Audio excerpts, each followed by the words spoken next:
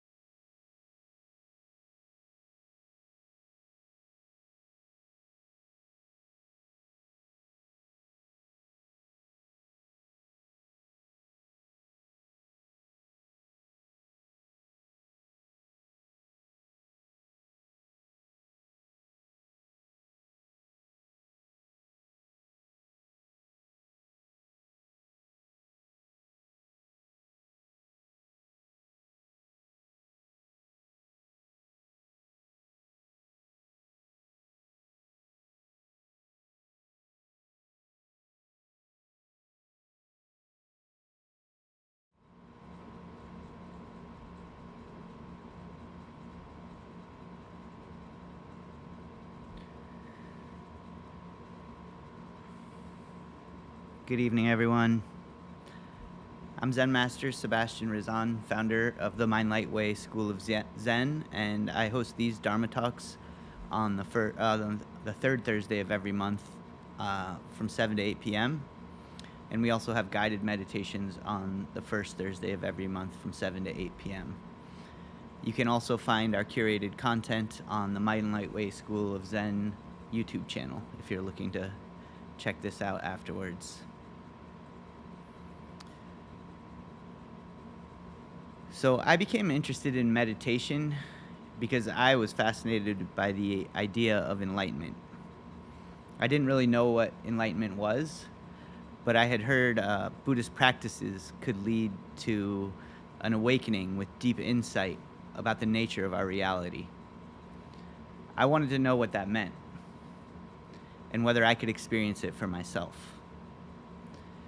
My teacher, great Zen Master Changsi Kim, pointed me in a specific direction.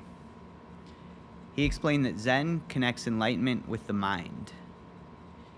He taught that if we want to understand who we are and the nature of our being, we first have to understand or see our mind. By see, he didn't literally mean looking at an object or giving an explanation.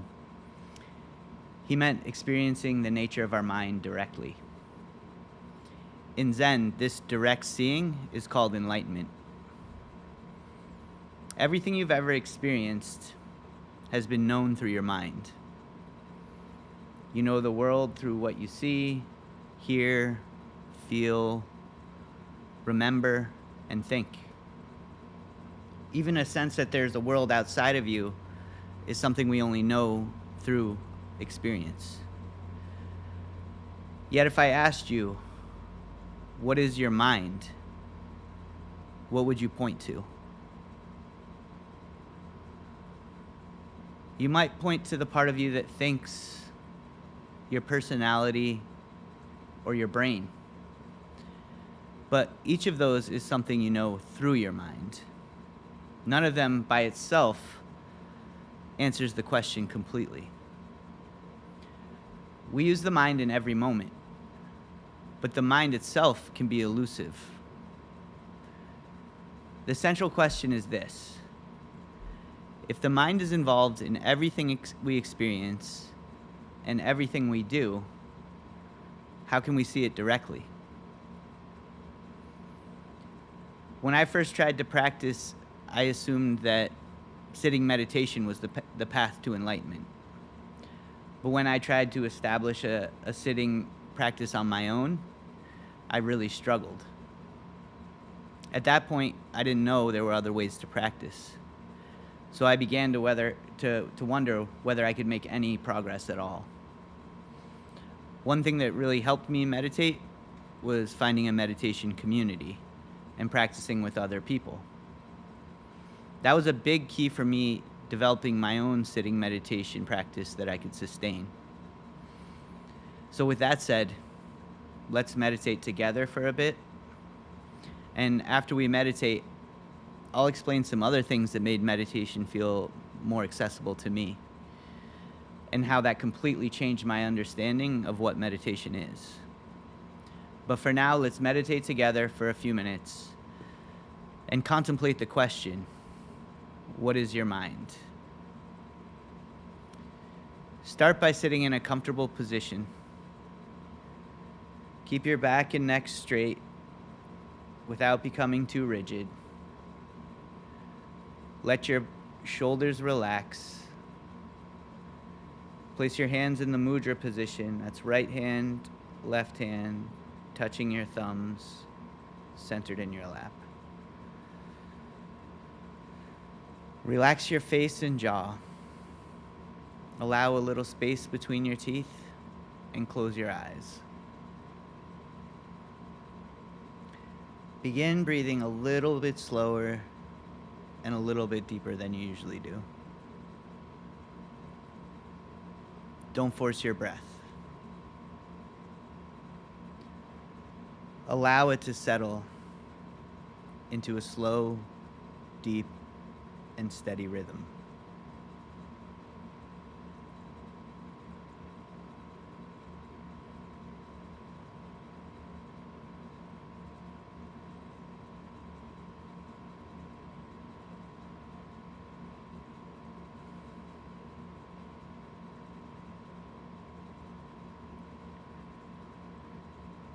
If you get uncomfortable during this meditation, feel free to stretch out and stand up if you need to. Just be mindful of the people meditating around you. Now direct your attention to the center of your chest, to the area of your heart. As you breathe in, let your breath draw the attention away from the mental activity in your head and bring it into your heart.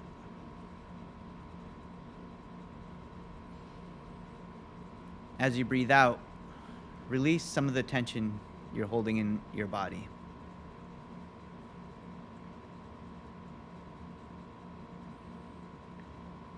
As you breathe in, bring your attention into your heart.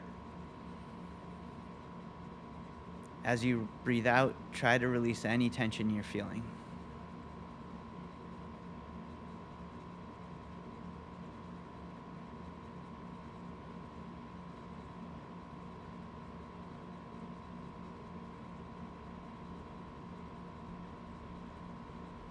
Now, imagine that you're breathing with your heart. Continue breathing this way, keeping your attention in the center of your chest.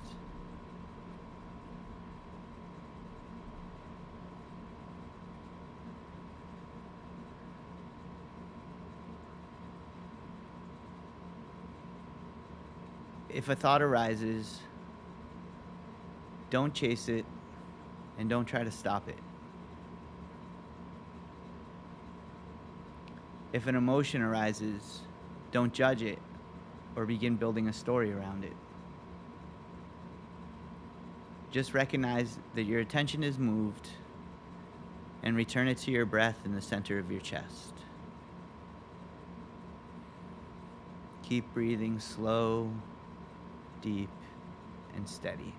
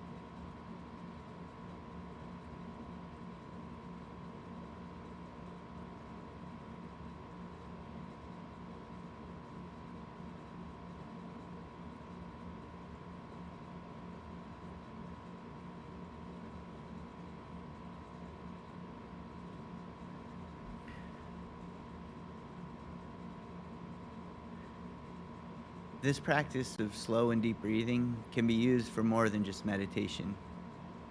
During the day, if your thoughts are scattered, or if your emotions get carried away, or even if you just need to shift your attention from one type of activity to another, a few slow, deep breaths can help you reset.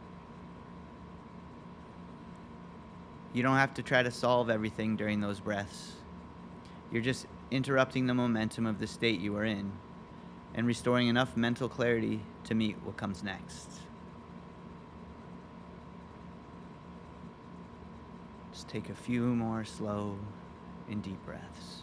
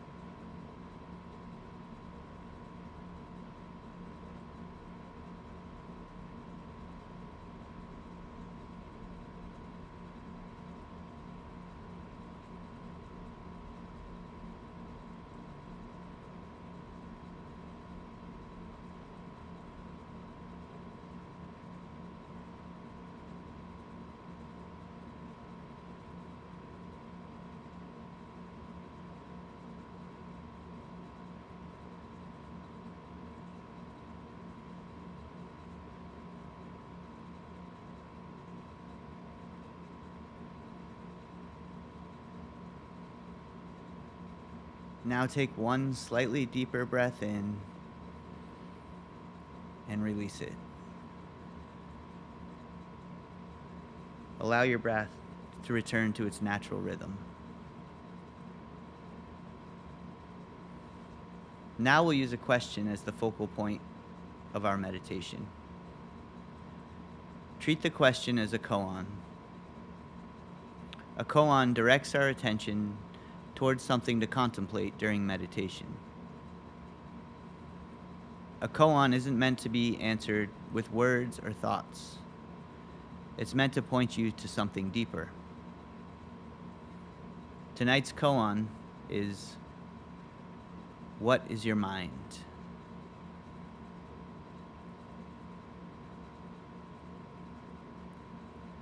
Just repeat that question silently. What is your mind?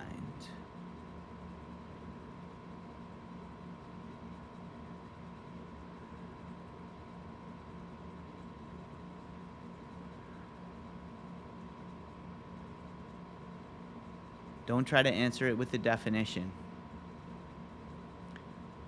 The purpose of the question is not to produce a theory about the mind. Allow the question to direct your attention towards your experience as it's happening. If you notice anything happening around you, any sounds, your breath, or any thoughts and feelings that arise, ask yourself, where are all of these experiences happening?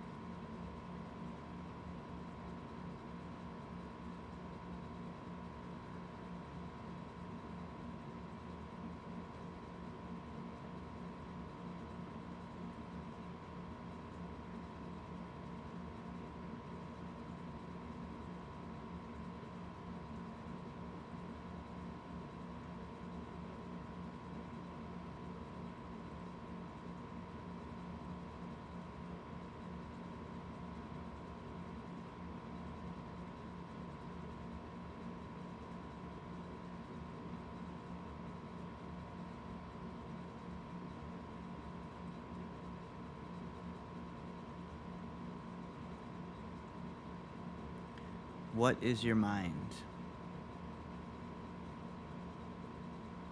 If an answer appears in words, let it pass. Don't decide whether it's correct or not. Just return to the question, what is your mind?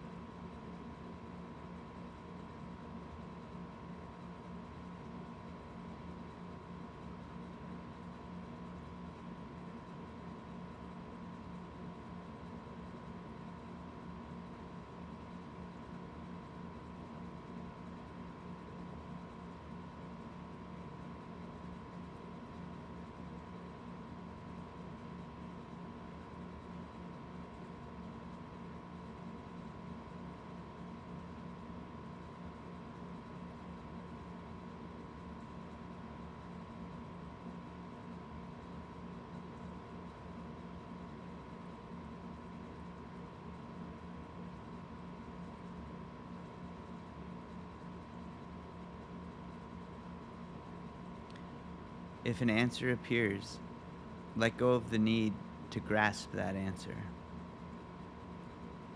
If no answer appears, just remain with the question, what is the mind?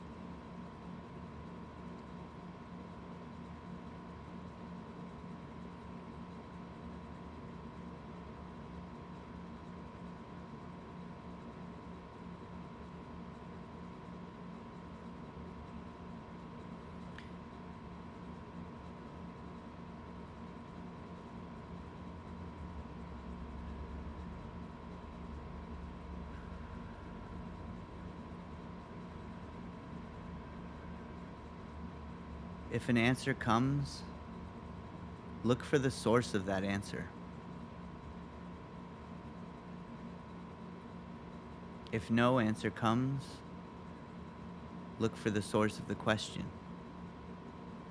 What is the mind?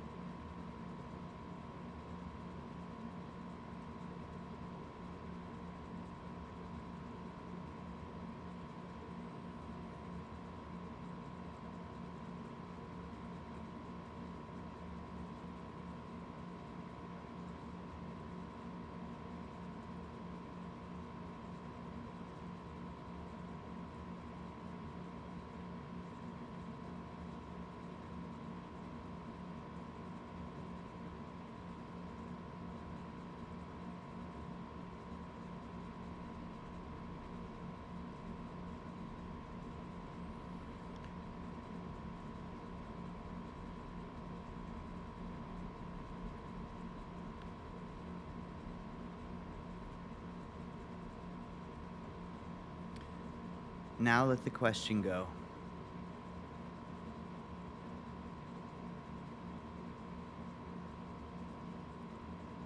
Take one slightly deeper breath in and release it.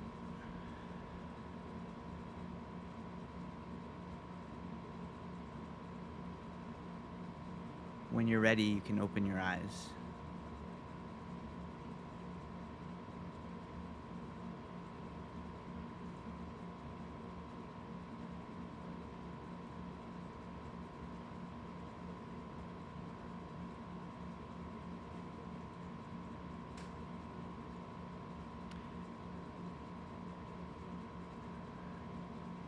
What did you experience?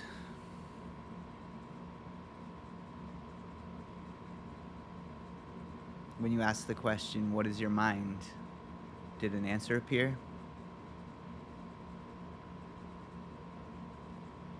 If it did, could you find the source of the answer?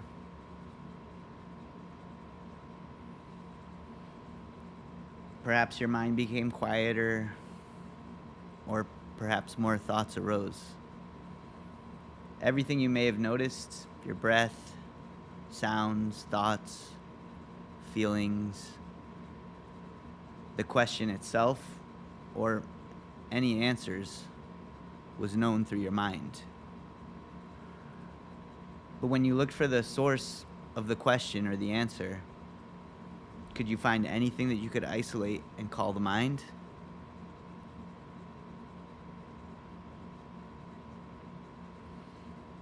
Did you notice any boundary between your experience and what you were experiencing?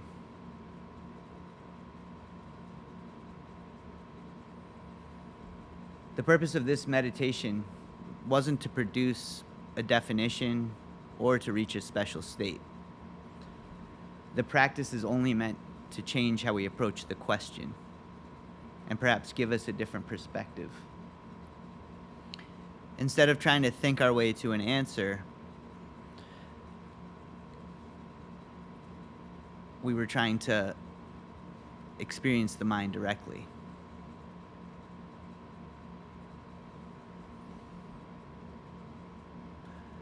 We're trying to turn our attention towards the source of the question and any answer that appears. But this was the type of deep inquiry that got me initially interested in Zen. But when I tried to pursue it through sitting meditation, I struggled immensely to establish a consistent and sustainable practice. When I tried meditating on my own, sitting was uncomfortable. My body resisted it, my attention wandered, and after a few attempts, I would usually stop. I began to think that meditation might require a temperament I didn't have. I thought I might have to withdraw from ordinary life, become a hermit, and devote myself completely to practice before I could make any real progress. But given my responsibilities and the circumstances of my life, that didn't seem possible. What eventually made meditation accessible to me was learning that movement itself could become meditation. In 2005, I joined the Zen and martial arts school that was founded by my teacher, great Zen Master Kim. At the end of each martial arts class, we sat in meditation for about 5 minutes. Those 5 minutes felt different than any of my earlier attempts at meditation. We had just spent the class training vigorously, learning unfamiliar techniques, and focusing on performing choreographed sequences of the moves that were called forms. The exercise reduced some of the physical restlessness I had been feeling, so when it was time to sit still, it felt easier. I hadn't suddenly become good at meditation. 5 minutes of sitting after martial arts training was just a more approachable place for me to start. After a few weeks of training like that, I started attending longer meditation classes and Dharma talks. We would sit and meditate for 45 minutes during those classes. The sitting was still really difficult for me, but I kept returning because my teacher would give talks like this, and he was addressing the questions that had drawn me to Zen and meditation in the first place. I was always wondering, what's the point of life? What's my purpose here? And how could I possibly attain enlightenment?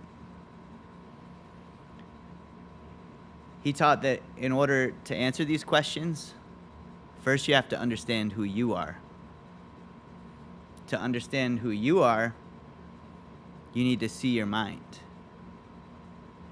In order to see your mind, first you need to clear your mind. Sitting and moving meditation could help us clear our mind. At that point, I still didn't know what it meant to see the mind. But the martial arts forms began to show me how my attention could be trained through action. And by doing that, my actions could become a form of meditation. In Zen martial arts, we practice choreographed forms. Each was made from a specific sequence of movements. Each form required the correct timing, posture, balance, and coordination. If my attention wandered, the form showed me immediately. I would forget the next technique, turn in the wrong direction, lose my balance, or disrupt the rhythm.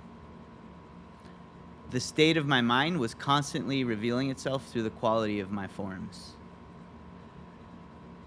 The forms also gave me a specific place to focus, the next movement. To do the forms correctly, I couldn't follow any thought that was distracting me. I didn't have time to stop and criticize myself when I did the forms. I only needed to return my attention to the next movement and reestablish clarity through the action itself. My teacher explained why this worked. He said that a clear mind leads to clear thinking and clear action. He also taught that relationship works in the other direction. Clear action clears out thinking and restores clarity in the mind. He suggested that all of our actions should become a form of meditation, focusing on the movements as if they are the mantra. The purpose of our training was to develop the concentration and clarity needed to remain focused on what we're doing.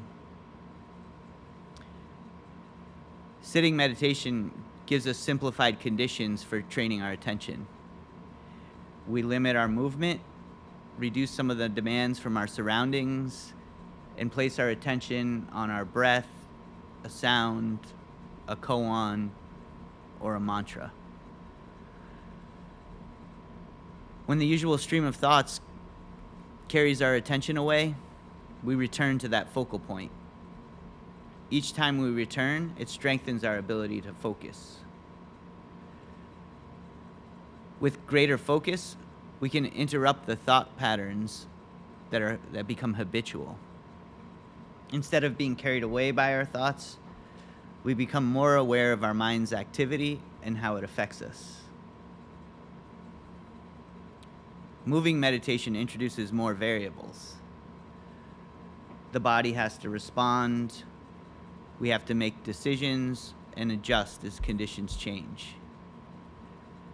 Feeling clear while sitting in a quiet room is one thing, but our actions show whether we can remain focused and respond clearly, especially when something doesn't go as intended. When I forget part of a martial arts form or make a mistake, I could become frustrated, embarrassed, or critical of myself. The mistake may need to be corrected, but the frustration or self-judgment would pull my attention even further away from what I'm doing.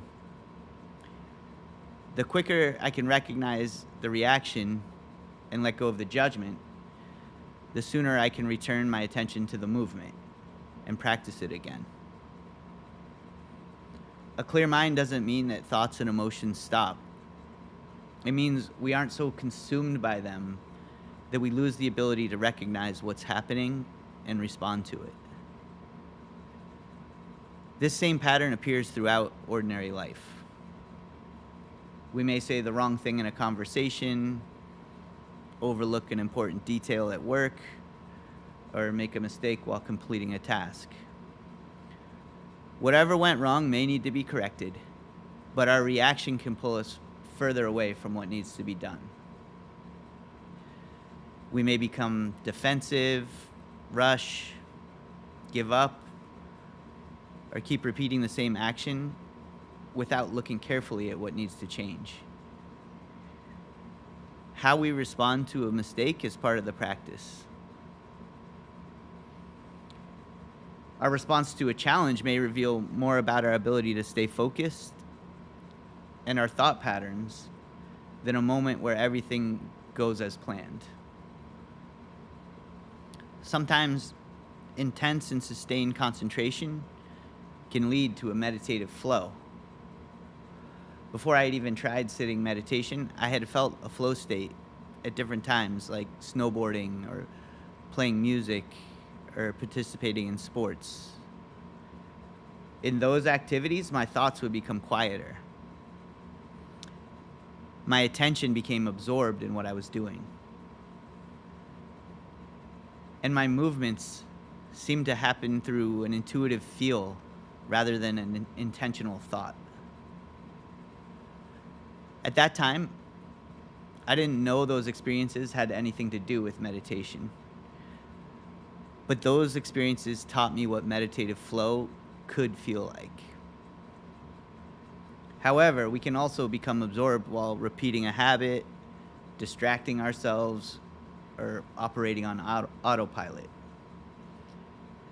Being absorbed in an activity doesn't necessarily make it a meditation.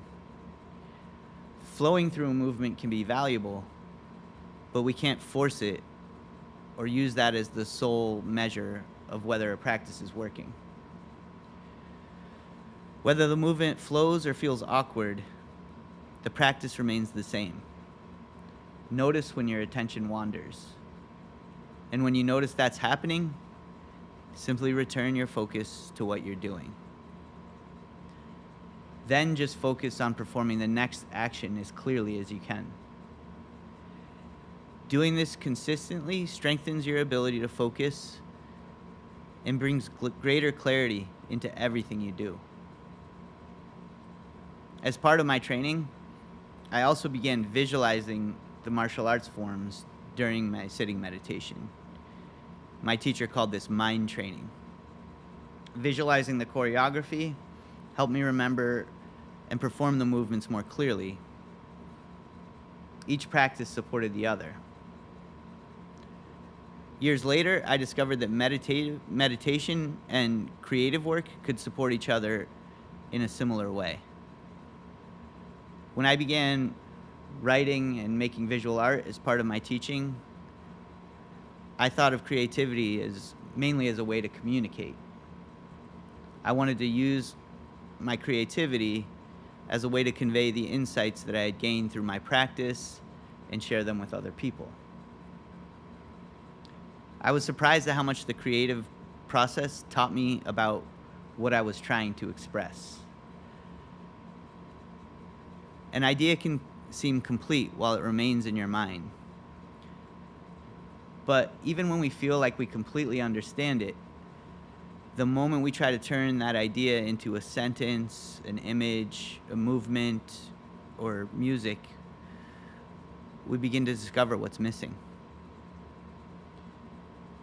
You may write a sentence, but the words don't quite convey what you mean.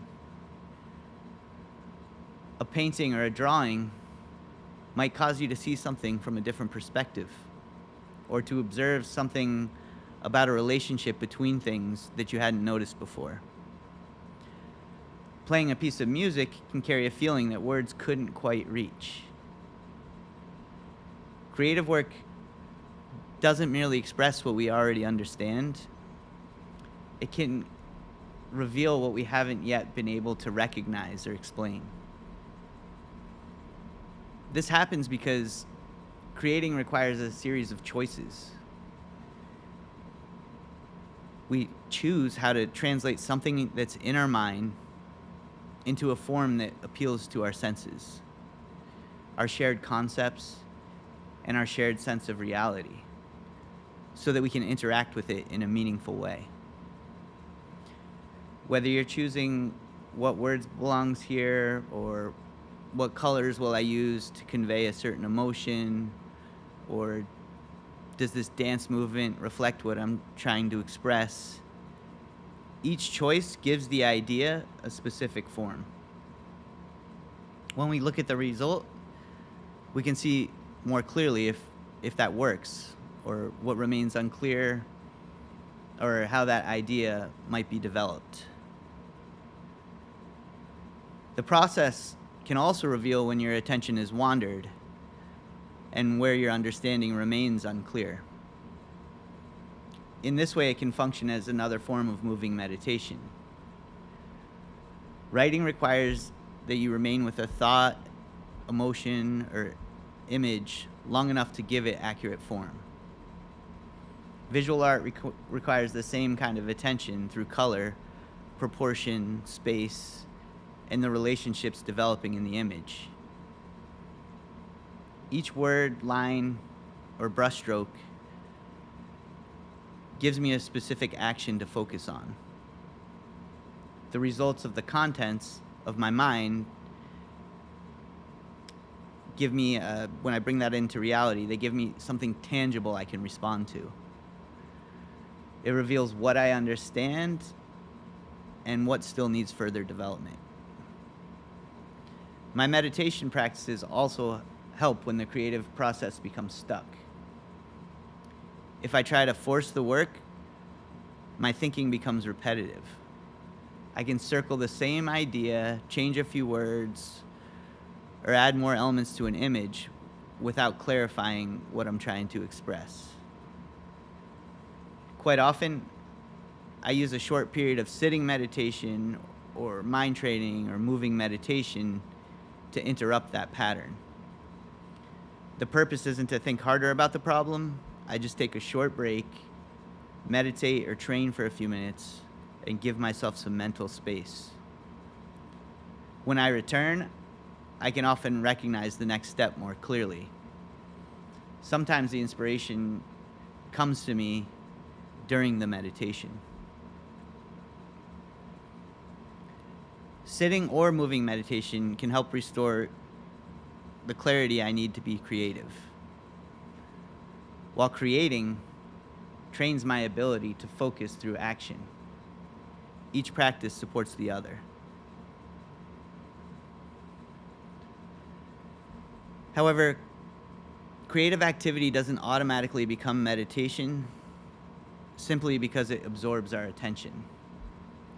It only functions as meditation when we're using the craft to train our ability to focus.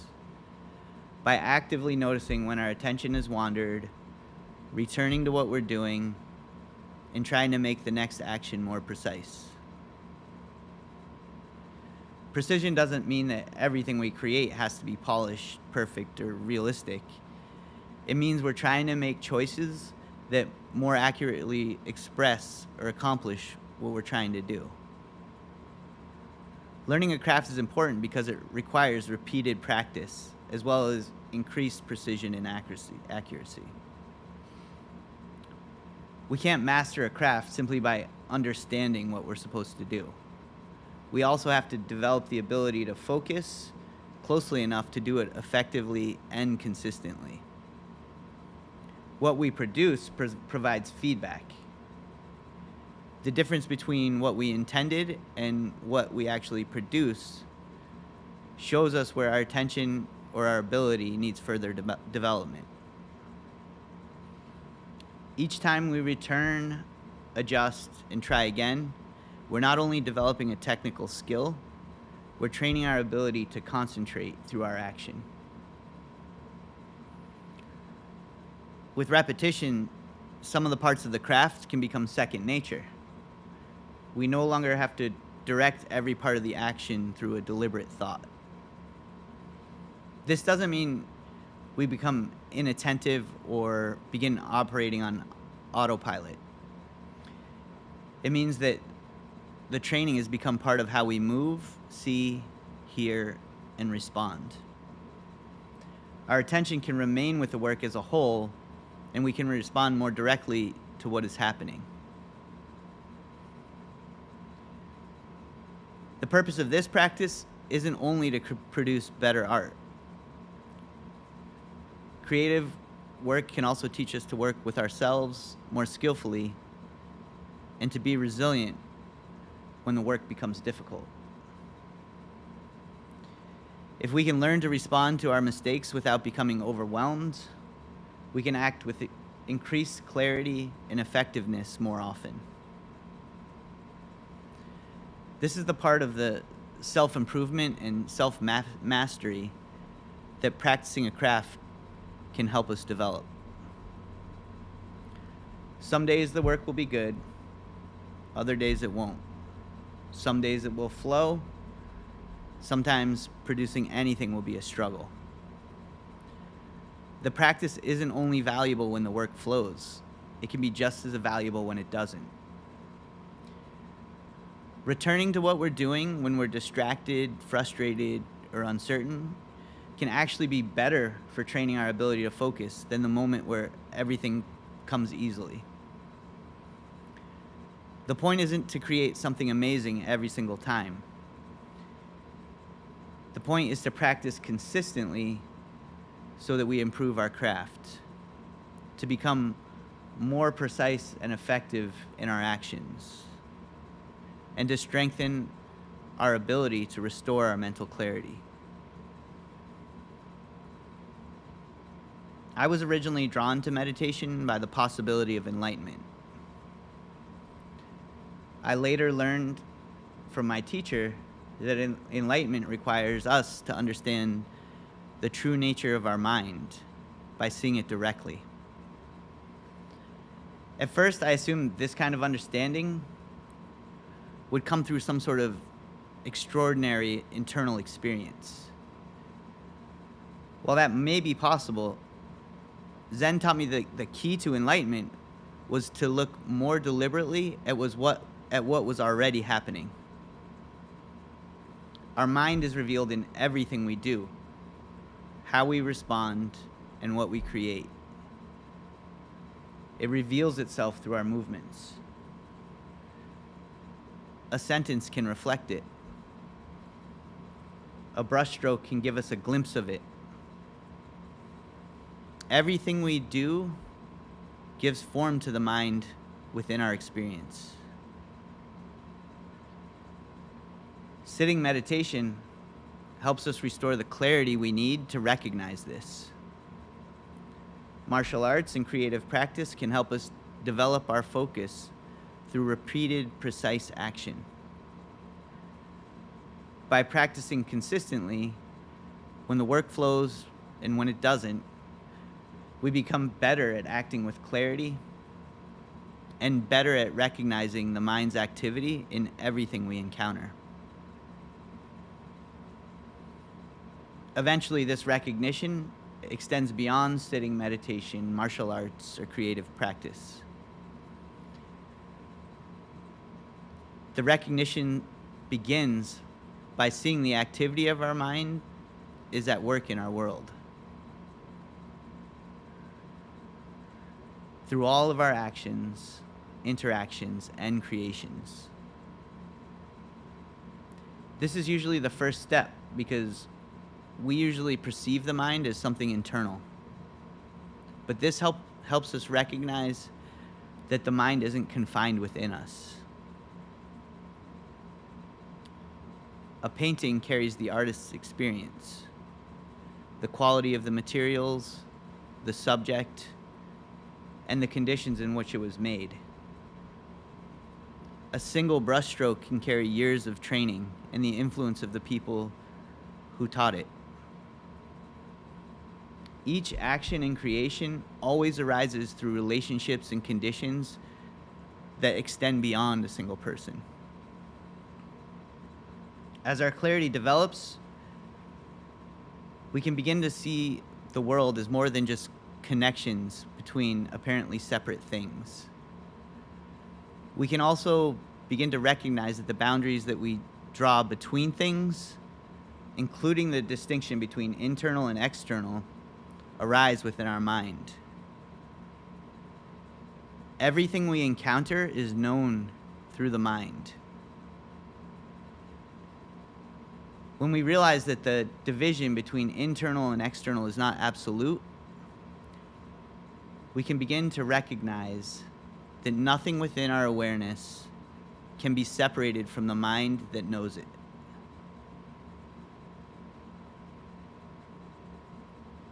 We can't reach this realization simply by accepting it as an idea. This understanding develops through consistent practice. I began my search for enlightenment by looking for an experience that transcended ordinary life. Eventually, I realized I was looking in the wrong place.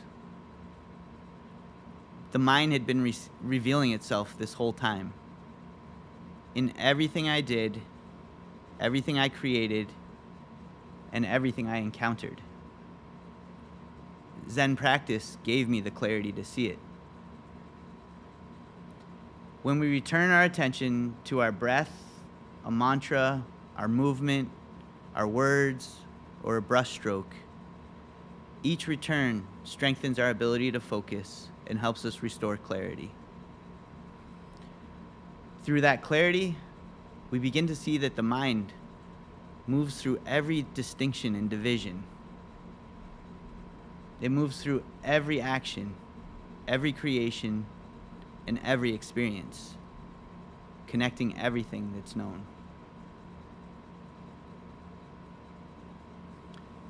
Thank you all for coming tonight.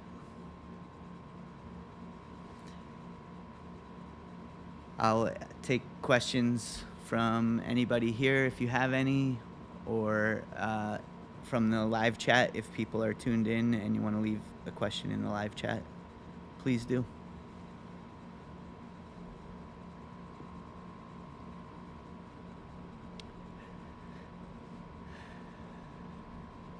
Don't hold back if you have a question. I'm sure other people may have the same question. Yes.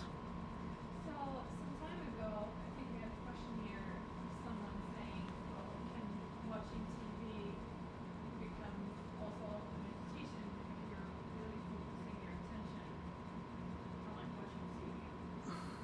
And then I've been like thinking about it from time to time when watching TV, and like, this cannot be a meditation. Like I'm too absorbed. So I don't know if I kind of been doing a guru, which is kind of like had like a maybe answer back then. Like it depends on like how you focus on it, but I feel like I don't know. I don't know which answer is good. But it's like you're watching TV in your phone. Okay. So the question is, can watching TV be a form of meditation?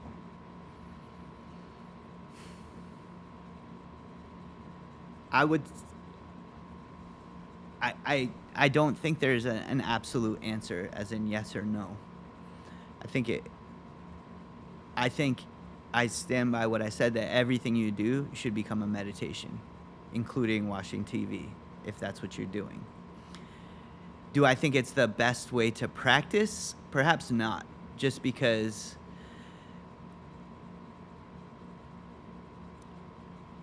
it doesn't cause it's not to say it couldn't be, but it doesn't tend, from my experience, to cause the same type of self-reflection in the moment. quite often it absorbs you often. You won't be thinking about other things. So in a certain way, a good movie, you're not thinking about what's going on in your family or whatever. So in a certain way, it is bringing you into that moment quite often. But I don't think it challenges you in the same way to like something like making art or writing or doing martial arts, where it's kind of, there's a give and a take, and there's feedback both directions, and it's like the action in that case is reminding you of the quality of your focus and whether you are focused, and then also the process of bringing things from your mind into action. And in that way, I think there's maybe other I don't want to give an absolute answer, but it wouldn't be what I would suggest as a way to practice it. I'll put it that way. Although I think if you are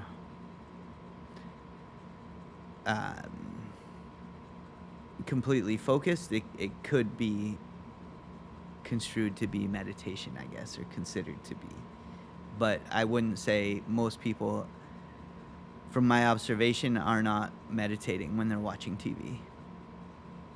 So what's the part that's missing is the feedback of like our own experiences you're watching. Because like when you watch TV and like it's a really good movie or series, like you're absorbed by that. There is no separation, like boundaries fall because you're almost in with it. You don't think about yourself as like a self. You just like watch and experience whatever is happening. So you don't like think about or contemplate where you are and you're with the timeline of the movie or whatever. So I wonder like how can that ever be like a form of what's the missing part? And then I'm talking about TV, but to many extent like a lot of other things where we can be focused, but then I feel like there's something that would be missing to actually have it be a practice that helps you get better, clear your mind, get better, like build resilience. Yeah. What's the quality that's missing? What's the quality that's missing?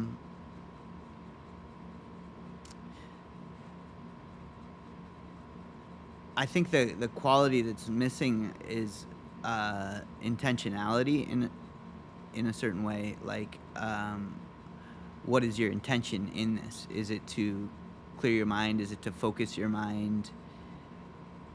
Or is it just to be carried away by something? And like is a movie helping you focus, or is it actually making your mind wander to something, to some other place, to some other time?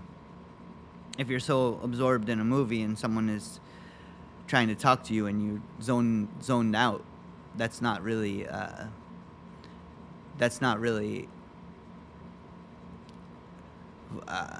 being focused on your surroundings. It's completely pulling you out in a certain way, and maybe I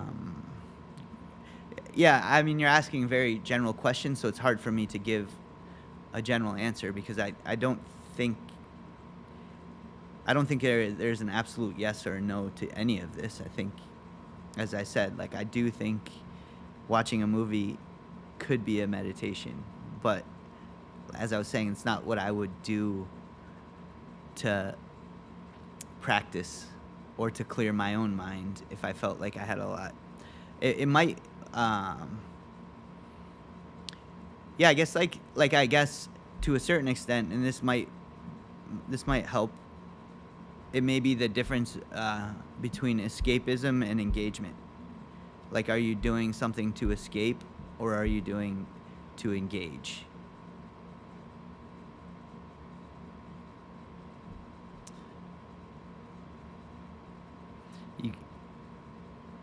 Just to balance it with like training martial arts, it does, because it's art, it does require you to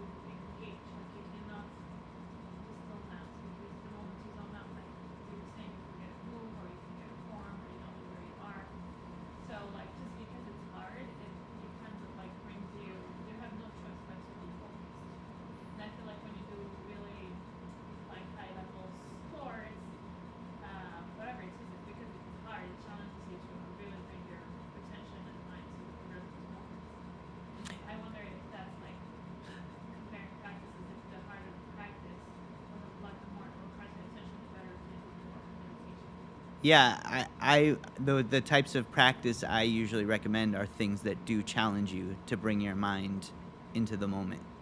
Meditation, sitting meditation, can be a challenge in the same way.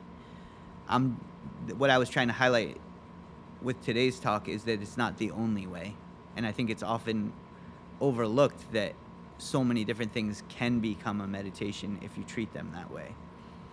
Um, yeah, for the same reasons, I'm not probably going to give a talk on how you should use watching TV as a form of meditation. I just don't think it has some of those things you were mentioning that kind of uh, challenge you to engage. And there's rarely any challenges in watching TV where something pulls you out of your focus and then you have to bring it back in. Like, so often it's just designed to keep your attention focused rather than having to challenge yourself to do it. So that may be another element of, you know, one of the things, because, yeah, one of the things that makes it a more effective form of practice versus not.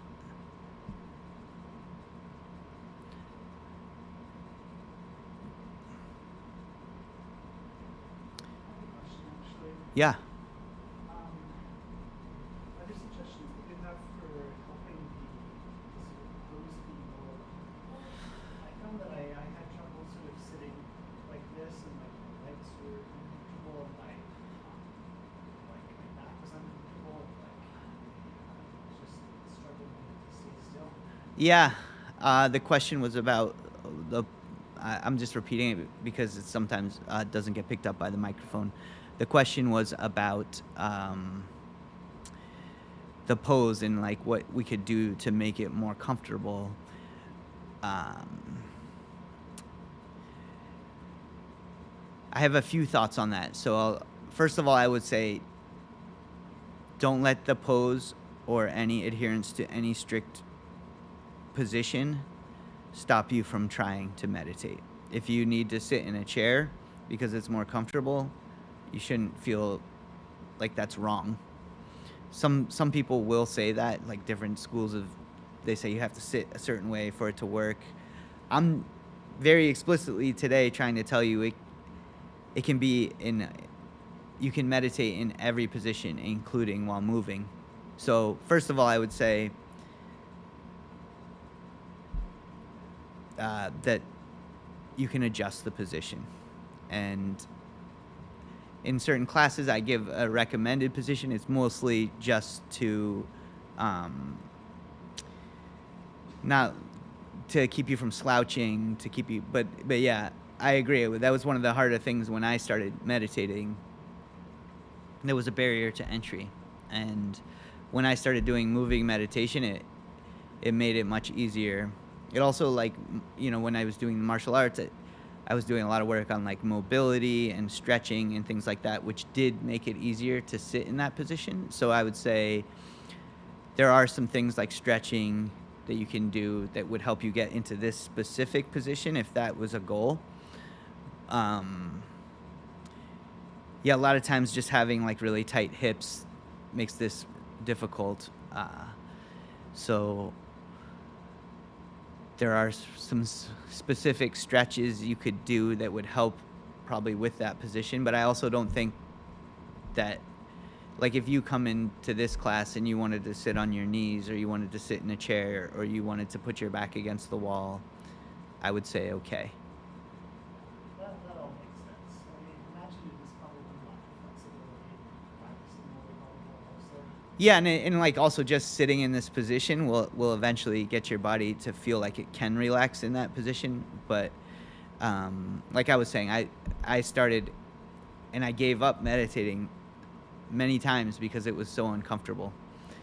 One of the things that helped me was just learning to do it for shorter periods of time. Not like today was kind of a long meditation, and over the course of this whole hour, it's a long time to sit in this position.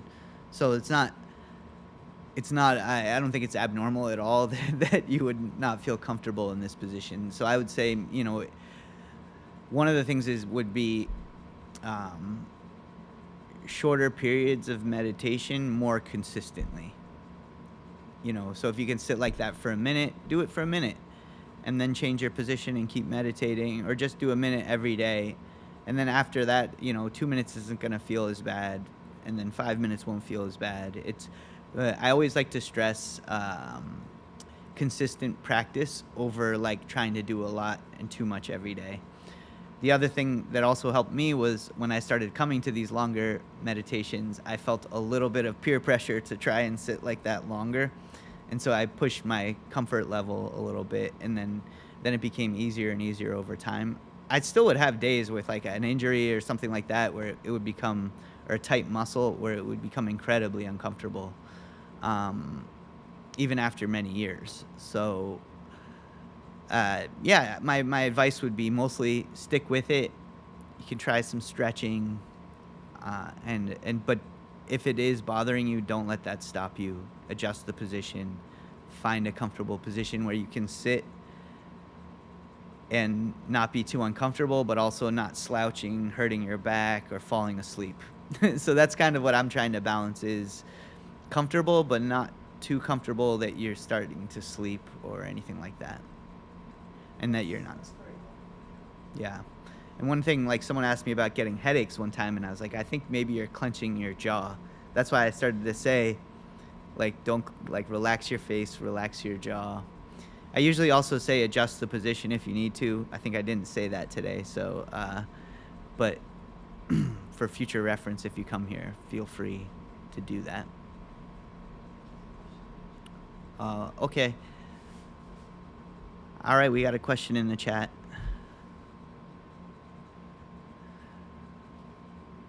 What would you call it? From non-conversational, what would you call it if someone felt they needed to exercise but don't want to, and defy exercise? Don't entertain small doses of exercise because their life is busy and they defy exercise. It's almost like all or nothing. If I exercise, I want to see immediate results, but I won't, and so I don't even start to exercise. What is the Buddhist term would you describe that as? Well, I'm not the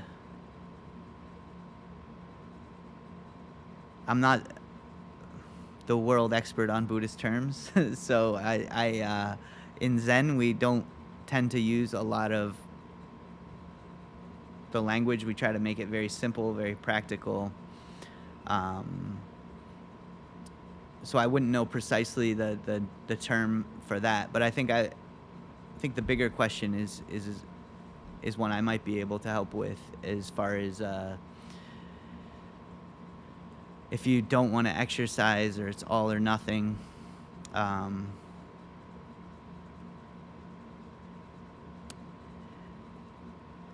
I think that they want the term. I'm not sure I have I'm not sure I have a term that completely encapsulates that feeling, but I think more importantly is, I guess the Zen term is not a single term, but my teacher would definitely say, and I agree, it's too much thinking. It's too much thinking about it, and then that is causing additional suffering. It's one thing if you don't exercise and you become unhealthy, that's one level of suffering. But if you're thinking about it and feeling guilty about it, or feeling shame about it, that's a whole nother level of suffering that you're adding to the fact that you're not exercising. So that is what we would call unnecessary suffering, and it's coming from too much thinking. I would just say, one of the things I would say to you is,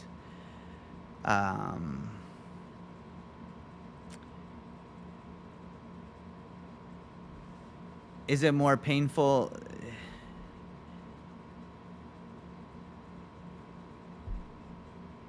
like, are you causing additional suffering by not exercising?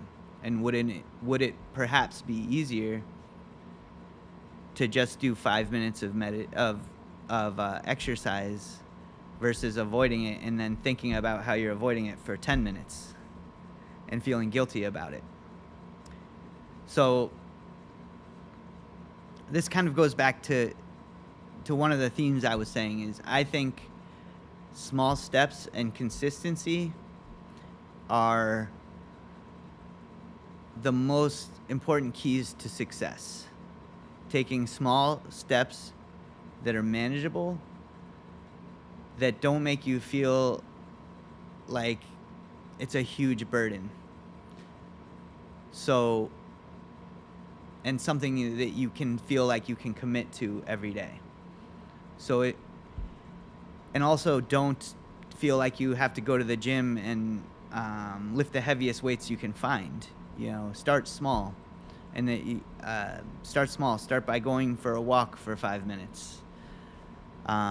Stretch for 5 minutes but then do it every day. And if you need to, if your body feels sore or from one exercise, switch it up. But keep that routine in your day, and do it every day.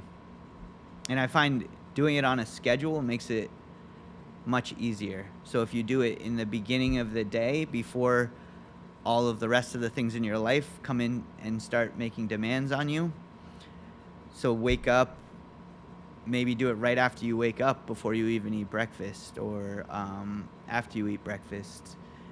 Just find where it fits, where you can fit it in your day, where you can commit a few minutes to it, where you're the least likely to be interrupted. And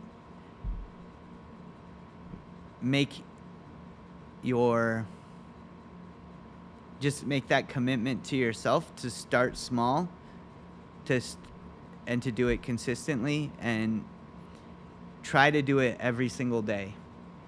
I would say don't skip days, switch the exercise, do something light, just walk, but keep that time commitment to yourself every day.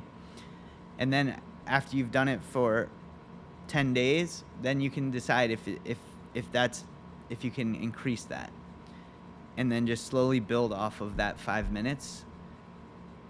But the routine and the habit, I think, is the most important, and the consistency is the most important thing. So I think I see a lot of that where people are like, I need to get into shape. I need to start exercising 20, 30 minutes, an hour every day. And then they do it one day and they're so sore the next day they stop. So my advice would be, do something that doesn't make you so sore, that doesn't make you so tired. Start with that. Build a consistent practice. When that becomes manageable, build on top of that.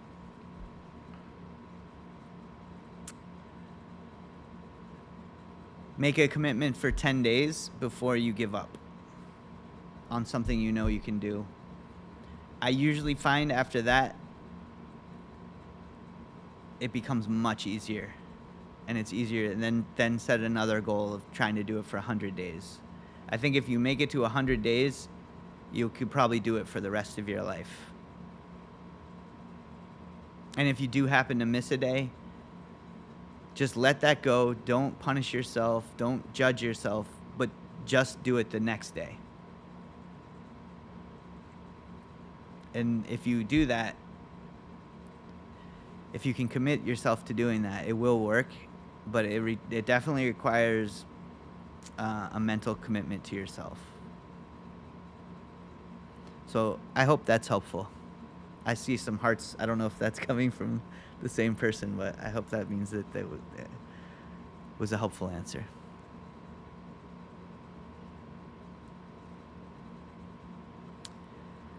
And if you're back next month, let me know how it's going.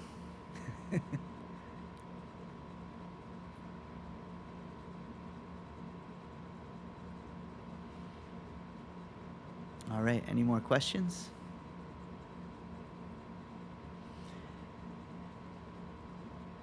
If you don't have any more questions now, we will be back here the first Thursday of next month. I don't know the date. That's our guided meditation. I also do questions there, so if one comes up between now and then, you're welcome to come back and ask a question there. We also do these longer talks on the third Thursday of every month, where I do my public Zen teaching.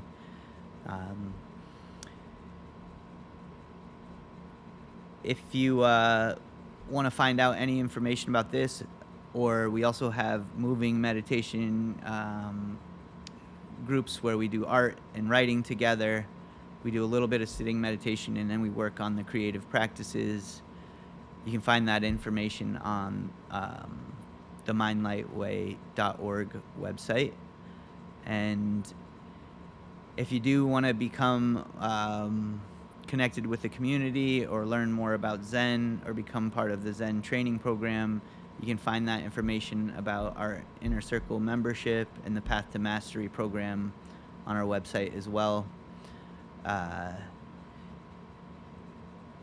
And all of these events are also on our meetup page and the calendar on our website. Once again, thanks for coming out. Our school and our program only exists because our community shows up and supports us.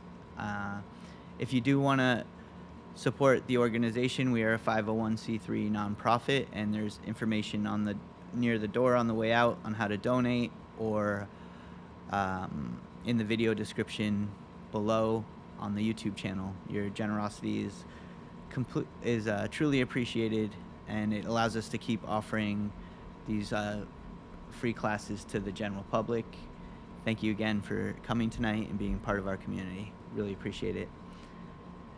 And if you're here and you want to chat, you're welcome to stay. You don't have to run out. We'll be here cleaning up a little bit. All right, take care.